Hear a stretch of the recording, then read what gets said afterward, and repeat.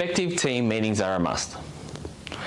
Communication is the key to the success of any business, and one way to have effective communication is by having regular team meetings. On this episode of The Profit Generator, we're talking team meetings and how to conduct those meetings more effectively. So, let's go.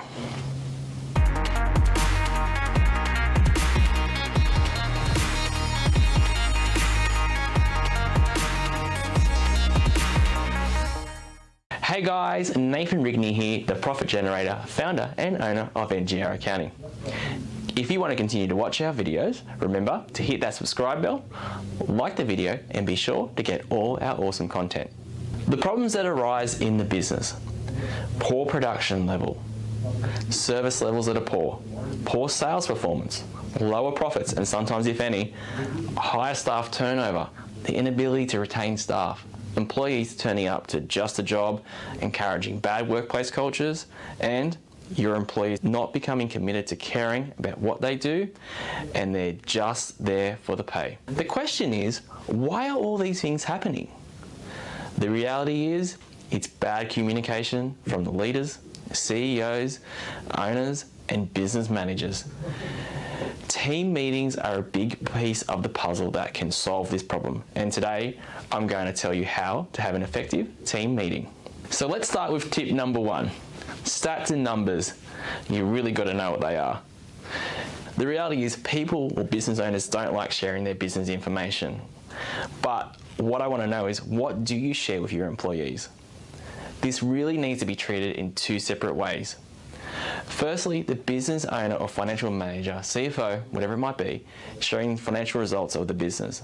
As a business owner personally, I like to share the budget variance report in Xero. And this compares the budget we've set out compared to the actual results. It doesn't necessarily need to be all of your profit or loss, but it could just be the turnover followed by net profit or other important financial ratios and margins. I like sharing this for multiple reasons. The first is, if a business is having a bad trading period, employees can become aware of this and the team can work together to bring it back to where it needs to be. Secondly, employees are always going to be curious by nature, so stop the suspicions and doubts about how much the business does or does not make.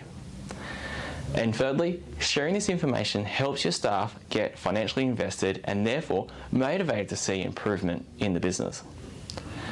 The second part of stats and numbers in an agenda is looking at the individual level, and it's important the staff are also reporting their own performance. This gives them the ability to be proactive within the business and for themselves. So we might look at key performance indicators, such as KPIs that are aligned based on their job description. So as an example, an employee who is a receptionist may record or keep a tally of the number of calls received. A marketing manager may record the number of social posts listed. A sales manager may record how many leads are received and then also follow up how many leads are then converted into sales. It's also important to show all this data on a graph, and this is beneficial for two reasons. Firstly, most people out there are visual and a picture tells 1,000 words. Second, as a point of honour, self-admiration and self-satisfaction, employees are going to only want to show the best and will work against a flat line or a downward trend. But with this graph, it's important there is genuine conversations with your team to discuss how the business can continue the upward trend or amend the downward trend to start making a profit for the business. Having these conversations makes the employees feel heard, valued, and part of the solution. The second part of the agenda you want to look at is projects, tasks, and jobs, current and future. What's currently going on? One of the most important topics in any regular workplace meeting is to go over the current, ongoing, or future projects. This should be discussed with everyone, so everyone's up to date with the current progress, milestones, and where a team member may be stuck or needs some help.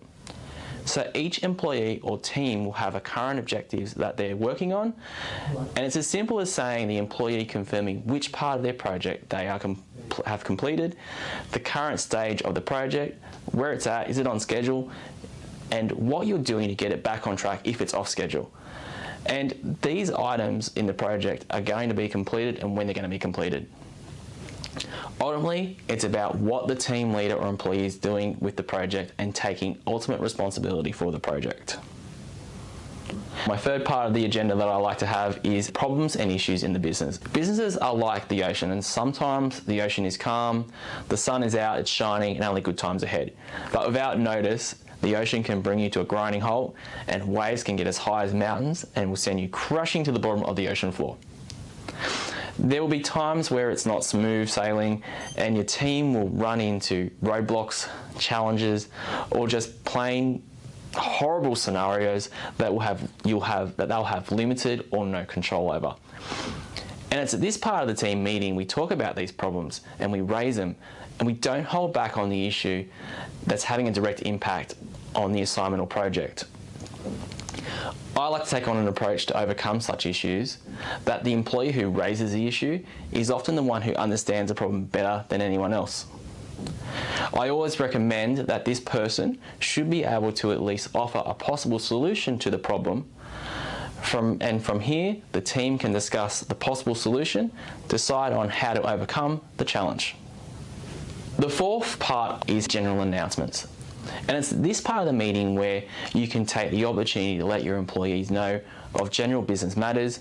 It could be talking about replacement of machinery or workplace events like a Christmas party or acknowledging a special occasion for an employee.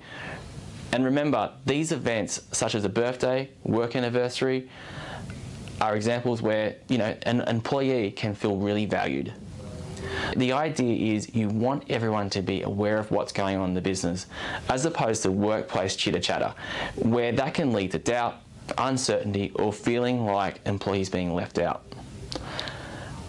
Everyone loves a happy ending, and why not end a meeting with a high? So now's that time where each team member, and for larger workforces it may be departments, to share a positive and exciting story. The purpose is to let the whole team know we're kicking goals and generating a culture of winning. It could be a client testimonial, a job well done, a team shout out, an industry award for or a new client engagement, or a sign up.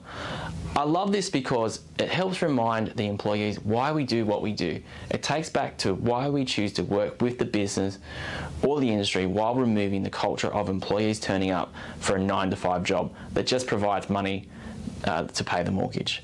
But most important, you're moving towards a positive workplace culture. A reminder, this only works if everyone contributes with a positive note. To do this, you'll be building a strong team setting. So in ending, I guarantee you if you take these team meeting tips, you will have a strong communication channel happening from top to bottom. This will mean you have a team that produces strong service levels, excellent sales, higher profits, and staff members who will stay by your side till the day they retire. As a bonus, we have an agenda template for you to download. If you want to continue to watch our videos, remember to hit that subscribe bell, like the video, and be sure to get all our awesome content. I'm Nathan Rigney, the Profit Generator. Thanks for joining us today, and we look forward to seeing you next time.